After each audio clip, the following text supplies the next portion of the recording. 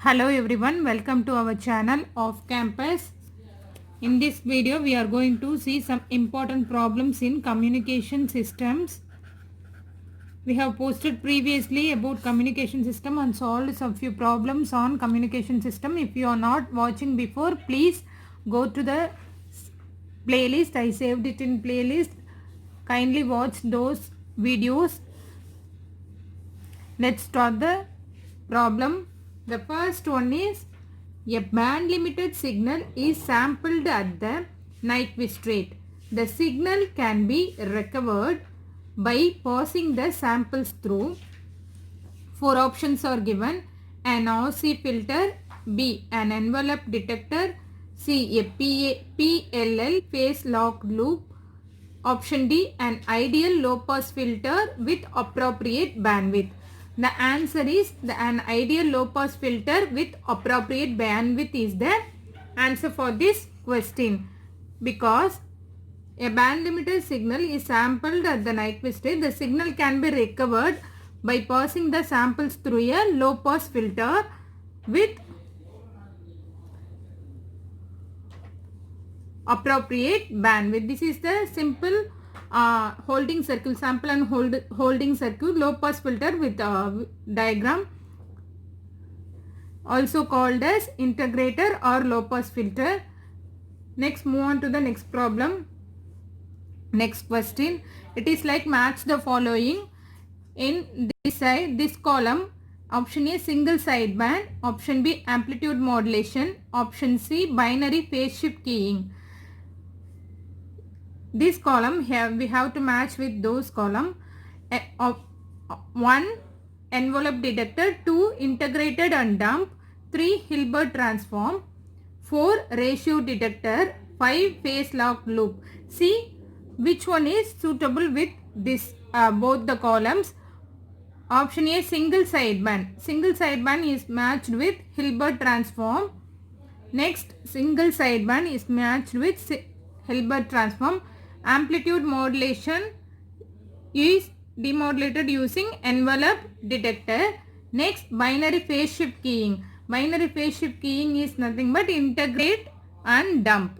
Integrate and dump. Here, see, single sideband, Hilbert transform, amplitude modulation or AM, envelope detector, BPSK, binary phase shift keying, integrate and dump. Next, move on to the next problem. If the number of bits per sample in a PCM system is increased from n to n plus 1, improvement n to n plus 1 improvement in signal to noise quantization noise ratio will be. Four options are given. We have to find out the quantization signal to quantization noise ratio, that is SNR, when the system is increased from n to n plus 1. PCM is nothing but pulse code modulation. We know that SNR formula for PCM is nothing but SNR is equal to 6n plus 1.8 dB or 1.76 dB. In short, we can write it as 1.8 dB. Okay. Here, first one is sample n. So, in place of n, we simply substitute as n. This is the SNR1, the new value. It is increased to n plus 1. So, SNR2 become, in place of n, substitute as n plus 1. We have to be very careful while substituting n in place of n plus 1. We do not substitute like this, 6n plus 1 like this. Should not do this. In place of n, we have to replace into n plus 1. So, 6 into, in place of n, what is given? Increased to n plus 1. So replaced by n plus 1 plus 1.8 dB. So, multiply by 6 into n, we get 6n plus 6 into 1 plus 6 plus 1.8. 6 here, 6 here, 6 plus 6n plus 1.8 dB. 6 plus 6n plus 1. dB is nothing but SNR1 here. This is the general expression or general formula for signal to quantization noise ratio. So, substitute SNR1 here. SNR1 here. So, SNR2 is nothing but 6 dB, increased by 6 bit. So increasing one bit, the SNR will increase to 6 dB. This is very important point. When we increasing the bit, increasing by 1 bit, the SNR of PCM will increase to 6 dB. So answer for this problem is option B, 6 dB is the correct answer for this problem. Let's move on to the next problem. What is that? Source encoding. Source encoding in a data communication system is done in order to, 4 options are given. What are all the options? We'll see. Option A, enhance the information transmission rate. Option B, reduce the transmission errors. Option C, conserve the transmitted power. Option D, facilitate clock recovery in the receiver. We know the 2 type of encoding. One is source encoding, another one is channel encoding. Source encoding is used to increase the transmission rate. What is asked in this question? Source encoding in a data communication system is done in order to increase the transmission rate. So it in order to enhance the information transmission rate. Option A is the correct answer for this question. What about another encoding? We know that one more encoding is nothing but channel encoding. Channel encoding is used to reduce the probability of error. It is used for error detection and error correction. Here what is given? Source encoding. Source encoding is used to enhance the information transmission rate. So option A is the correct option for this question. Let's move on to the next question. Okay. A source produces binary data at the rate of 10 kilobits per second, 10 kbps. The binary symbols are represented as shown in the figure. Some figure given to represent that binary symbols. The source output is transmitted using 2 modulation schemes, namely binary PSK or BPSK and quadrature PSK, QPSK. Let B1 and B2 be the bandwidth requirements of BPSK and QPSK respectively. Assuming that the bandwidth of the above rectangular pulses is 10 kHz, then B1 and B2 are, 4 options are given. We have to solve for bandwidth for, we have to find out the bandwidth for BPSK and QPSK signal. We should know the bandwidth formula for BPSK and QPSK signal. Then only we will solve this problem. What is given? Assuming that the bandwidth of the above rectangular pulses is given as 10 kHz. So let's take FB is equal to 10 kHz. FB is equal to 10 kHz. What is B1 here? Bandwidth of BPSK. Bandwidth of BPSK. What is the formula for bandwidth of BPSK? Is nothing but bandwidth is equal to 2 into FB. Similarly, B2. What is B2 here? Bandwidth of QPSK. B1 and B2 are the bandwidth of BPSK and QPSK is given in the question itself. So B2 is nothing but bandwidth of QPSK. Bandwidth of QPSK is bandwidth is equal to FB. Bandwidth of BPSK, so we have to memorize this formula. Bandwidth of BPSK is equal to 2FB. Bandwidth of QPSK is equal to FB. Simply FB. Let's substitute in place of FB by 10 kHz. B1 is equal to 2FB. 2 into 10 is equal to 20 kHz is the B1 here. B2 is equal to simply FB. Simply FB, what is FB here? 10 kHz. So B2 is 10 kHz. So what is the answer? B1 is equal to 20 kHz and B2 is equal to 10 kHz. So option C, B1 is equal to 20 kHz and B2 is equal to 10 kHz is the correct option for this problem. Let's move on to the next problem. Okay. What is given? Which of the following demodulator can be used for demodulating the signal x of t is equal to 5 into 1 plus 2 cos 200 pi t into cos 2000 pi t. Four options are given. Option A, envelope demodulator. Option B, square law demodulator. Option C, synchronous demodulator. Option D, none of the above. What is given in this question? X of t is equal to 5 into 1 plus 2 cos of 200 pi t into cos of 2000 pi t. It is in the form of AM, general AM signal expression. X of t AM is nothing but AC into 1 plus mu cos of 2 pi FM t into cos 2 pi FCT, where FC is a carrier frequency, FM is the modulating signal frequency. It is a carrier signal frequency. Mu is nothing but modulation index. This expression is this expression matches with the general expression of amplitude modulation. So we have to compare with this and find out the modulation index, because using modulation index only we have to find out which demodulator is used for this demodulating signal. So here mu is, in place of mu, what is here? Mu is equal to 2. Mu is equal to 2 is greater than 1 over modulation. So over modulation is done by double sideband suppressed carrier. This is demodulated only by synchronous demodulator. Envelope demodulator cannot be demodulated because it is over modulation. It is demodulated only by synchronous demodulator. So option C, synchronous demodulator is the correct option for this problem. Next, move on to the next problem. Okay. An AM signal is detected using an envelope detector. The carrier frequency and modulating signal frequency are 1 megahertz and 2 kilohertz respectively.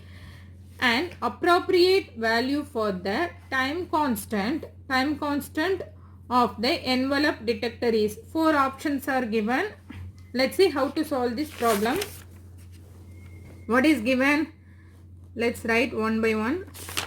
Carrier frequency is given here. Carrier frequency as 1 megahertz and modulating signal frequency as 2 kilohertz. So FC is equal to 1 kilohertz and FM 1 megahertz. Sorry, FM is equal to 2 kilohertz. We have to find out the time constant, appropriate value for the time constant of the envelope detector. We know the general condition for time constant or time is nothing but 1 by FC less than 1 RC. RC is nothing but time constant tau. RC is equal to, 1 by FC less than RC, 1 by FM. So substitute these values and we have to find out the range of the time constant according to the given options given in the problem. So 1 by 10 power 6 less than RC less than 1 by 2 into 10 cube. Kilohertz, it is given in megahertz, so 10 power 6, it is given in kilohertz, so into 10 power 3. 1 by 10 power 6 is nothing but 1 microsecond less than RC 0.5 milliseconds. This value in microsecond and this value in millisecond, so change this as to, we'll see options. Options all given in the microseconds only. Let's I will write the options in the next page, that will be useful. 520.21. So I will write it here. 500 microseconds, 20 microseconds. See what is that? 0.2 microsecond and 1D 1 microseconds. These are all the options, because in between the range we have to find out the which value is appropriate value for this time constant.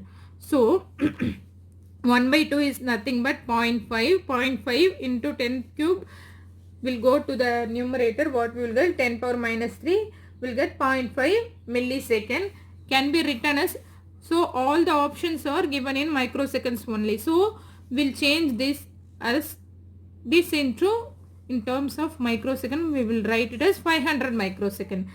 Shall we write it like, okay, 1 microsecond less than or c less than 500 microsecond. So we have to find out the appropriate microseconds in this range. First option is 500 microsecond. It is not in this range because from 1 to 500, it is before 500, it is between 1 to 500. So option A is not in this range.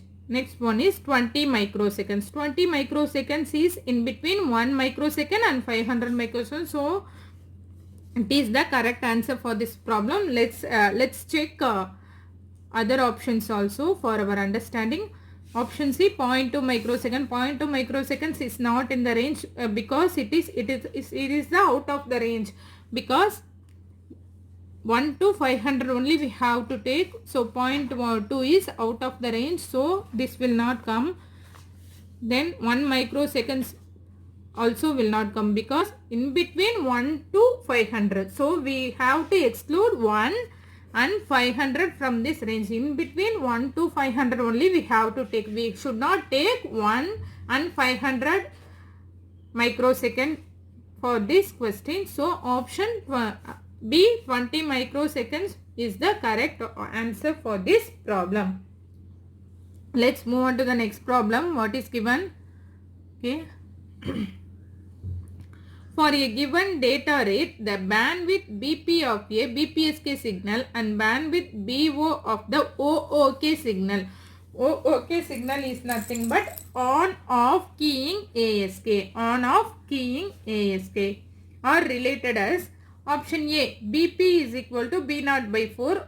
Option B, BP is equal to B0 by 2. Option C, BP is equal to B0. Option D, BP is equal to 2B0. We know that bandwidth of BPSK is nothing but 2FB. We have to compare the bandwidth of the BPSK and OOAK signal. OOAK is nothing but on-off keying ASK. ASK is nothing but amplitude shift keying. On-off keying ASK. So bandwidth of